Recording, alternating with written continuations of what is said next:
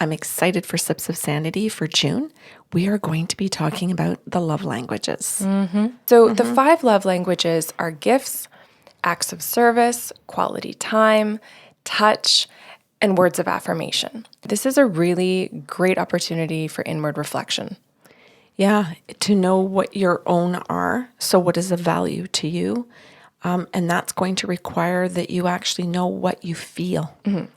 So if somebody is doing something for you and they think it's a love language because it's theirs to give to you, and you don't have a feeling, a healthy or a fun feeling or a good feeling about it, then it's going to be important that you say to that person, this doesn't work for me. This can stimulate beautiful dialogue.